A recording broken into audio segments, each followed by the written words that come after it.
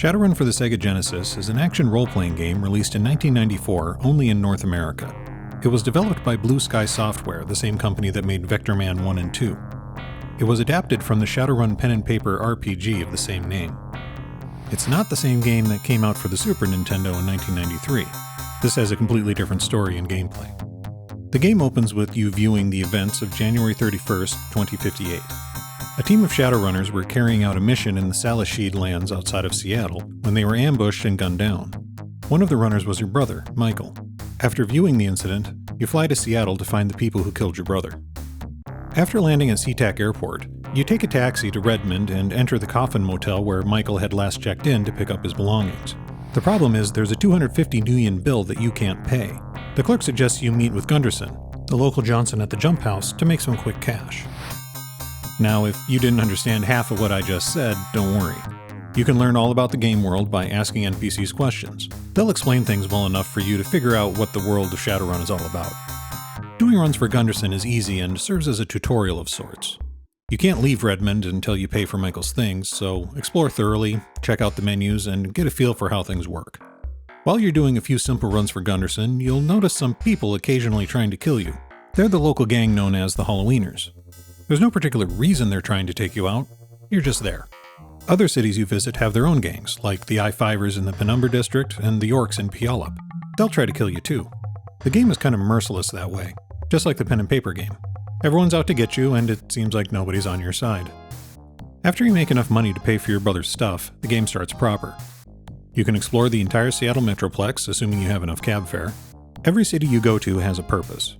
There's nightclubs where you meet Johnsons and other Shadowrunners, abandoned buildings that house ghouls, vampires, and gargoyles, and corporation headquarters that you can get paid to infiltrate and steal from. Each location is a small map unto itself, full of things to find and explore. The locations feel pretty fleshed out, even if they are small. Your most important piece of gear isn't your guns, it's your pocket secretary. This is basically a smartphone where you store your notes on people you've met, clues to find Michael's killer, the save menu, your skill levels, and phone numbers for your contacts. But it's not actually a phone. To call anyone or use the Matrix, you need to find one of these public terminals scattered around the Metroplex. Your contacts are the second most important thing you have. They can get you the best equipment, wipe your criminal record, get you more contacts, among other things. You need to shop around though. Some contacts offer you things cheaper than others, sometimes significantly cheaper. Money is tight in Shadowrun, so don't spend more than you have to. The Genesis version of Shadowrun follows the mechanics of the first and second edition pen and paper game well. If you're familiar with those, you'll have no problem adjusting to the video game's mechanics. If you haven't played the pen and paper game, the manual is very helpful and freely available online. Since this is a review and not a tutorial, I highly recommend reading it. It also has maps you can fill in as you discover places. And you need to go exploring, because there's no hand-holding as you play. Nothing forces you to go someplace. The clues you collect tell you where to go, and paying attention to what you're told goes a long way. There's details in the dialogue that aren't always covered in your pocket secretary's clues section. They aren't anything game-breaking, but you could miss out on some small plot connections that could make things a little easier. Shadowrun has 3 converging plots to keep track of. You can solve each mystery in any order, and you'll probably jump around between them as you go, slowly learning how they tie together. Like I said before, the jobs Gunderson and other beginner Johnsons give you are fairly easy. Yes, there's escort jobs, but you don't need to babysit them. If you get attacked while escorting someone, they'll try to kill you, not the person you're protecting. As long as you make it to where your escort wants to go, you'll be fine.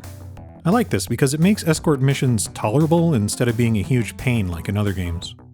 One nice touch is that if you haven't actually started the mission you're on, you can't fail it.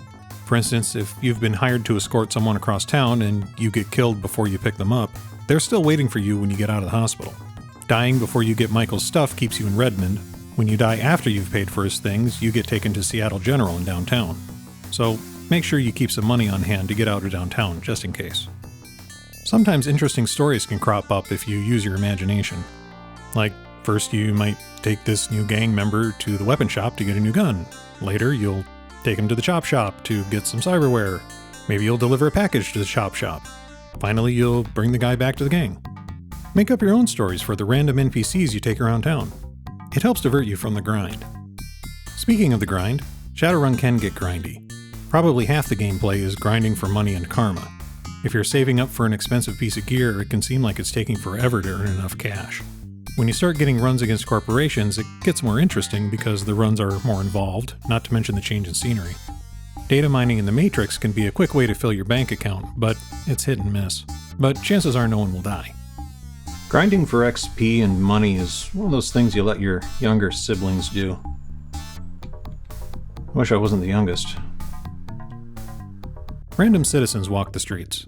You can kill them, there's no penalty for it, but there's also no real point either. You might get a few Nuyen here and there, but it's really not worth wasting the ammo.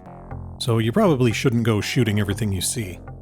In addition to the common citizens wandering around, you'll have random encounters on the street, mainly people needing help or trying to sell you grenades. At first, these do a decent job of breaking up the monotony of walking around, but get repetitive later on. They can give you a little karma and money though, so it's generally worth doing, at least in the beginning. Sometimes when you're doing a corp run, your teammates will get lost in buildings. This is incredibly frustrating when they get caught by security and die. The AI isn't all that good. I mean, it's okay for the time, but they'll still try to walk through walls or run after security guards when you're just trying to hide, waiting for the alarms to stop. You can adjust their behavior somewhat with the posture setting, but it's a ham-handed mechanic that doesn't really adjust their behavior the way I'd like. If you set it to aggressive, they'll try to kill everything they see. If you set it to defense, they'll just sit there doing nothing until they get attacked and then only defend themselves. I just leave it set to neutral all the time. If you have a cyberdeck and a team member with the right skills, you can navigate the Matrix, Shadowrun's name for the internet. You can break into random systems to look for data to sell, and some of your runs will have you enter a specific computer system to replace, steal, or delete data. If your run involves breaking into a corporate building, you can enter their Matrix system directly and turn off cameras, unlock security doors, or turn off the alarm. And maybe steal some pay data while you're at it. The Matrix is pretty well represented. The visuals of the Matrix in the pen and paper game were pretty basic at the time, and the Genesis game reflects that. One of the hardest things to do in the game is navigate the wilderness surrounding Seattle. The Salashid Wilderness has Wendigo and Hellhounds ready to kill you at a moment's notice. The caves all tend to look the same. While you're wandering around, you might run into some elves who offer to heal you for free, or a lone Native American who will take you where you're going. Make sure you have good armor, guns, and some extra money to pay for a ride back to civilization. The Salashid is a static map, it doesn't change, but I didn't find the map in the manual very helpful. It's probably better to make your own. There's 2 optional side quests. One relies on finding random data files in several random Matrix systems for a little money and an attaboy from Sega. The other relies on you randomly coming across a small Native American settlement in the Salashid lands. Completing this side quest, however, will unlock one of the best Shadowrunners in the game.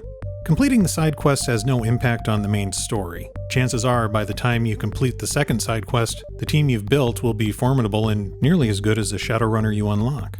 They're a fun addition though, and add some nice flavor and world building.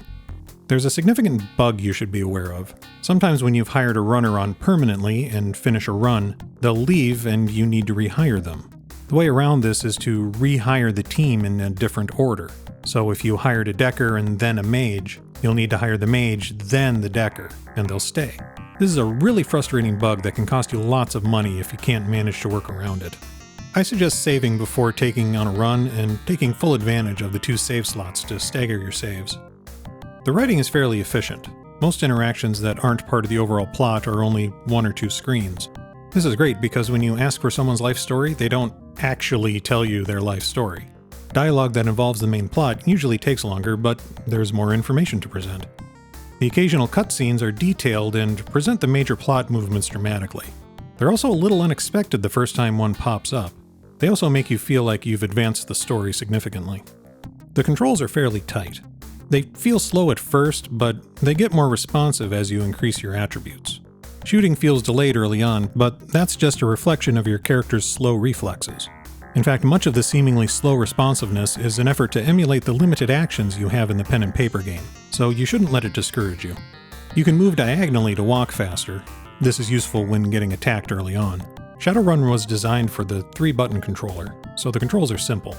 You touch people to interact with them. When you're attacked, you automatically target your attacker, but you can target someone else if you want. For a magic user to use a spell on a teammate, you need to target them.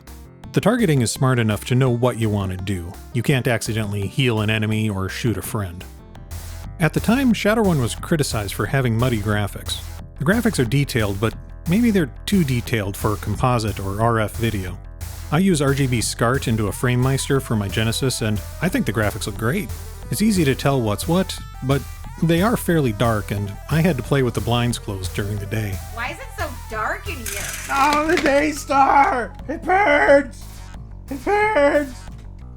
Maybe some people's definition of muddy just means dark. Some menu details are hard to see, despite using RGB. The numbers for your ammo and items are too thin to see clearly when I'm sitting 8 feet away from a 40-inch screen. The character portraits are nicely detailed. I never wondered who my character was talking to, even if they used a palette swap on the more generic NPCs. The music is great and doesn't get repetitive. You also don't usually spend too much time in one place, so it doesn't have a chance to get annoying. There's also enough different songs, so each location usually has its own theme. The sound effects are distinct and are exactly what you expect from the Genesis. It's one of the better sounding Genesis games I've played. There's better out there for sure, but this one definitely holds up. Shadowrun is deliberately paced and not hurried. There's no time limit, despite what some missions might suggest, and there's only one ending. This does limit the replayability. The story is the same every time. The only changes you can really make are what character archetype you start as, and whether you align yourself with the Mafia or the Yakuza. The difficulty doesn't ramp up dynamically. The enemies are as strong as they are and don't change as you get stronger. You could, if you wanted to, grind through the starting runs, max out Joshua and his teammates' stats, buy the best gear, and walk through everything. But that would probably take longer than playing the game as it was intended. If you move on to harder missions when things get easy, I think you'll find the game is well paced without the grinding getting unbearable. The ending seems a bit rushed, almost like they realized they were running out of space on the cartridge and needed to wrap things up. The final battle was disappointing. I won't spoil anything, but there isn't any kind of battle. You just stand there and shoot, and if you don't die, eventually the end happens. Shadowrun for the Genesis is definitely worth adding to your collection. There's not a pile of worthless filler. Grinding can get monotonous, but if you mix up what you do, it's not bad. I had genuine fun the first time I played this back in the 90s, and 25 years later, I had fun again. If you like cyberpunk, this is definitely worth getting.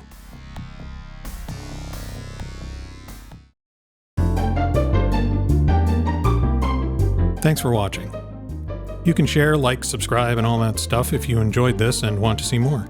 If you have a copy of Shadowrun or any other game cartridge that isn't saving games, I have tutorials on how to fix that.